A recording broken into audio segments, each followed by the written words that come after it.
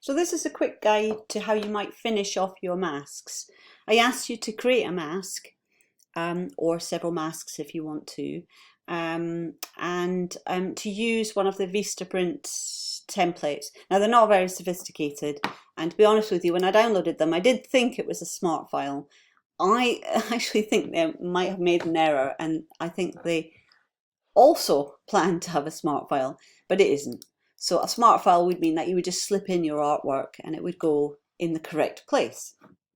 Now, I'm going to bring in a couple of images to work with, and your images should go into the artwork folder.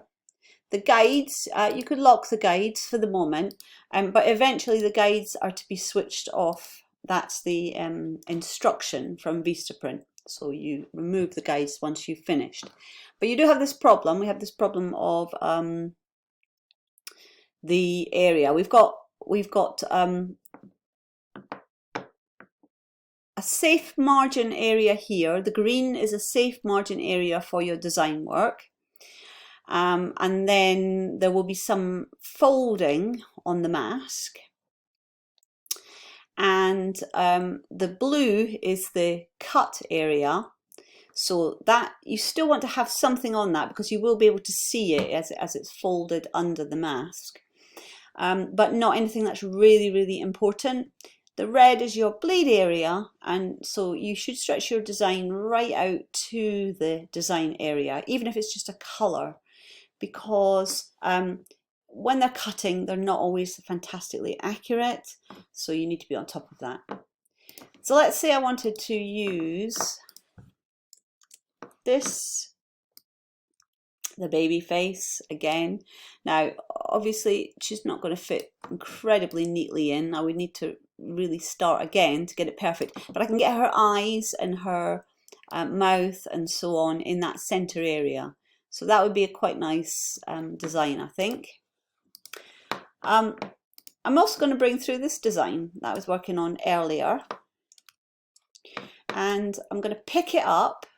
So hopefully you're learning lots of new techniques as I go along as well.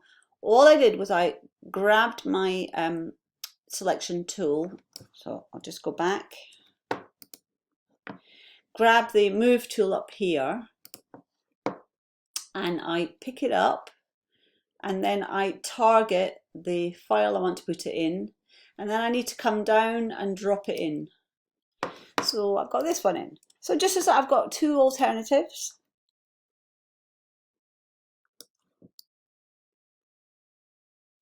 And that will probably cover the mask area as well. Now, once again, it should go into the artwork folder. So I'm going to check that I've got everything in the guidelines, and then I'm going to form a mask around it, quite literally a mask. So what I'm going to do is I'm going to lock the guides for the moment, and then I'm going to create a mask shape, and that might mean I take the pen tool and redraw. I'm going to do a lot of detail on the pen tool later. We're going to work with the pen tool, so I'm not going to use that right now. I'm just simply going to use the polygonal lasso because I can get a fairly accurate mask with that. I'm just literally coming around the curves and clicking, and then creating the mask form. So I'm going to stop the video now, so you don't have to watch me do all of this. And what I will say is, when you are using the pen tool or selection tools, it's important to zoom in if you need to see detail. Okay, if you want to make broad strokes, you can zoom out, but if you've got detail, then certainly zoom in. So I've drawn around using the polygonal lasso tool. Hopefully you can see the running ants all the way around. I'll turn off the artwork. That doesn't help you. There would have been a nice, easier way to do it had the guides not all been on the same the same layer, so that was a bit of a problem. I could have made a selection easier. However, it is what it is. So now I'm going to make a mask, and I'm going to say layer mask, and then I'm going to say either reveal or hide selection. Well, the selection is actually the mask area, so I actually want to reveal the selection, and then it will mask everything else. Now I can turn off the guides, and there is the mask according to how Vistaprint would print it for you. I'm going to go into the artwork as well and just have a look and see if my baby face would work. So I'm going to move her around. Simply grab the transform tool and I'll get rid of that writing. It works okay, it's not perfect. I'm going to just squish her a little bit, but that might make quite an interesting mask as well. And of course yours could be anything. It could be typography, it could be abstract, it could be photography, and so on. So I just want to see what you do with a mask. What mask would you like to design? So that's the Photoshop version. The Illustrator version is a little bit different, and actually we may be able to get away without drawing the entire line. Instead, we could go into the guides, and if I can find that line, so it's in there, I think it's separate in this guide, so let's grab that one.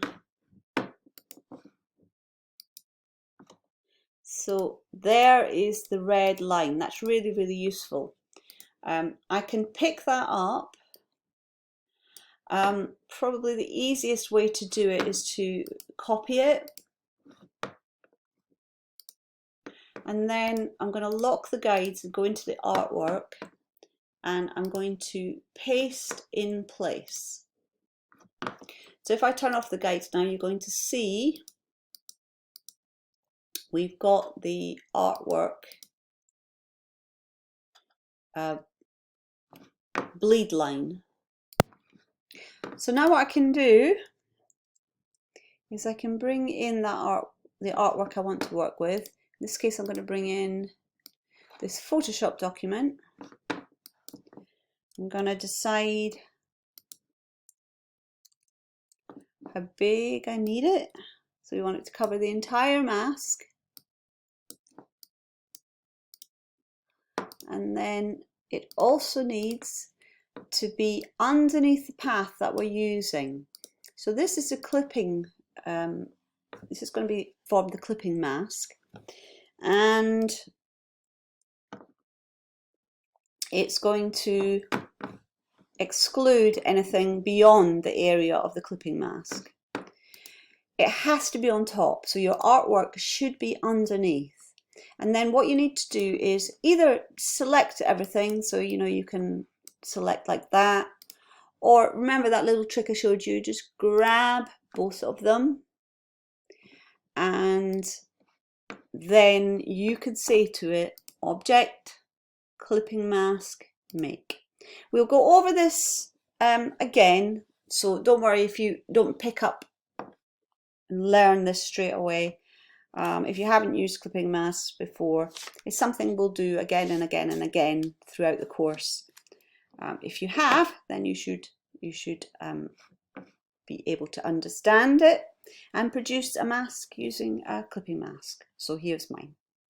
Now you can output that, save it as an Illustrator document, of course, but of course when you save in Illustrator, there's not many options.